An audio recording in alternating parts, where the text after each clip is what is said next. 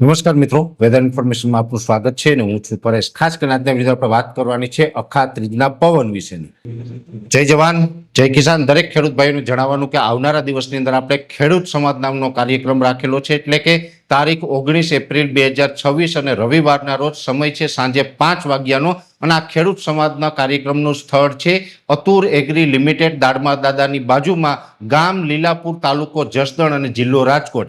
ત્યાં મોટી સંખ્યામાં દરેક ખેડૂત ભાઈઓને પધારવા માટે મારું ભાવભર્યું આમંત્રણ છે, જ્યાં આપણે હાલનું હવામાન, આવનારા ચોમાસા વિશેની માહિતી અને સાથે સાથે આપણે ખેતીની માહિતી, જેની અંદર મુખ્ય ખેડ, ખાતર અને બિયારણ વિશેની માહિતી આપવામાં આવશે। તો હવામાન અને ખેતીની માહિતી માટે દરેક ખેડૂત ભાઈઓ છે 19 એપ્રિલ 2026ના રોજ સાંજે 5 વાગે અતુર એગ્રી લિમિટેડ લીલાપુર ગામે પધારે તેવું મારું ભાવભર્યું આમંત્રણ છે। જય જવાન જય કિસાન।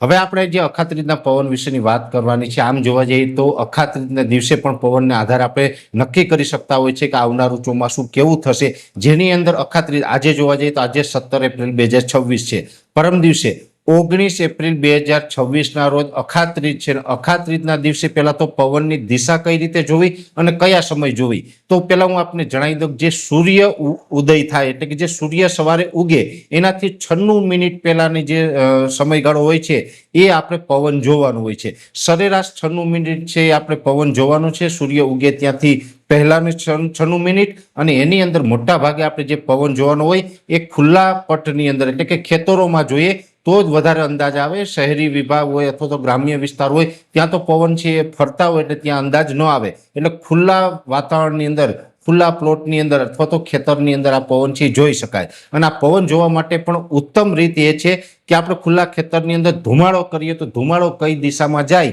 એ આપણે નક્કી થઈએ। માનીએ કે ધુમાડો છે પૂર્વ દિશામાં જતો હોય તો પશ્ચિમના પવન આવતા હોય છે, એટલે આ મુજબ આપણે જોવાનું હોય છે। હવે માની લઈએ કે આપણે એ મુજબ સૂર્ય ઉદય થાય એનાથી 96 મિનિટ અગાઉ આપણે જોઈએ છે, જેમાં ઘણી વખત એવું પણ બને છે કે શરૂઆતની અડધો કલાક માટે એ પવન હોય પછી બદલતો હોય, પણ એવરેજ આપણે જોવાનું હોય છે કે જનરલી આપણે કયો પવન ફૂંકાણો, અને એમાં પણ શરૂઆતની જે મિનિટો હોય છે એ ખાસ ધ્યાનમાં રાખવાની હોય છે। ત્યારે હું આપને જણાવી દઉં, જે ચારે બાજુની જે દિશા છે ટોટલ આપણે 8 દિશા ગણવામાં આવે છે: પૂર્વ, પશ્ચિમ, ઉત્તર, દક્ષિણ, ઈશાન, અગ્નિ, નૈઋત્ય અને વાયવ્ય। આ 8 દિશા છે, જેની અંદરથી માની લઈએ કે પવન છે એ દક્ષિણ દિશાએથી ફૂંકાય તો વર્ષ નબળું થાય અને મોટા ભાગે અર્ધ દુષ્કાળ જેવી પરિસ્થિતિનું નિર્માણ થાય છે। હવે એની જગ્યાએ જો નૈઋત્યના પવન ફૂંકાય તો વર્ષ ખૂબ સારું થાય। જો કે ખેતી પાકોની અંદર રોગ જીવાતનું પ્રમાણ વધુ જોવા મળે અને સાથે વરસાદ છે એ પણ એકાદ વખત તોફાની પણ જોવા મળે છે। એટલે નૈઋત્યનો પવન ફૂંકાય, નૈઋત્ય દિશામાંથી પવન આવે તો પણ એ સારા ચોમાસાના લક્ષણ ગણી શકાય। અને એની પછીની જે દિશા છે એટલે કે પશ્ચિમ દિશાના પવન ફૂંકાય તો પણ વર્ષ છે એ સાધારણ સામાન્યથી મધ્યમ વર્ષ ગણવામાં આવે છે, જેને આપણે ઘણી વખત કહેતા હોય ને સામાન્ય ચોમાસું થશે, અને સામાન્ય ચોમાસું છે એ ખેડૂતના હિતમાં હોય છે। એટલે જો પશ્ચિમમાંથી ફૂંકાય તો સામાન્ય ચોમાસું થાય, વાયવ્ય દિશામાંથી પવન આવે તો પછી વરસાદ છે એની શરૂઆત થોડીક તોફાની હોય, કાં તો વાવાઝોડા સાથે થાય અથવા તો શરૂઆતના તબક્કામાં અતિવૃષ્ટિ પણ થઈ શકે છે। અને એકંદરે વાયવ્ય દિશાના પવન ફૂંકાય તો પણ વર્ષ સારું જોવા મળતું હોય છે। એની સાથે જે ઉત્તર દિશા છે, ઉત્તર દિશામાંથી પવન ફૂંકાય તો વર્ષ ઘણું બધું નબળું થાય, એટલે કે નહીવત જેવા વરસાદ થાય, ખૂબ સારા વરસાદોના સંકેત એને ગણવામાં નથી આવતા। એ સાથે પછી ઉત્તર પશ્ચિમ એટલે કે જે ઈશાનના પવન ફૂંકાય છે તો પણ એ સારા વર્ષના લક્ષણ નથી, એમાં નબળું વર્ષ થતું હોય છે। પૂર્વના પવન તો મોટા ભાગે એ સિઝનમાં ફૂંકાતા નથી, છતાં પણ માની લઈએ કે કોઈ વિસ્તારની અંદર પૂર્વના પવન ફૂંકાય તો પણ એ દુષ્કાળ જેવી પરિસ્થિતિનું નિર્માણ કરી શકે છે। અને છેલ્લી દિશા છે અગ્નિ ખૂણો, અગ્નિ ખૂણામાંથી પવન ફૂંકાય તો દુષ્કાળના પૂરેપૂરા સંકેત આપણે માનવામાં આવે છે। એટલે આ જે 8 દિશા છે એમાં દરેક દિશા વાઇઝ મેં આપને જણાવ્યું છે એ પ્રમાણેના લક્ષણો હોય છે। જો કે 19 તારીખે સૂર્યોદય થાય એ પહેલા 96 મિનિટ જોવાનું હોય ને એમાં પણ જે શરૂઆતનો જે સમય છે એને ખૂબ મહત્વ આપવું અને ખુલ્લા પટમાં ખેતરોમાં ધુમાડો કરીને જોવું। ધુમાડો જે દિશામાં જશે એટલે ખબર પડી જશે કે કઈ દિશાના પવન અત્યારે ચાલી રહ્યા છે।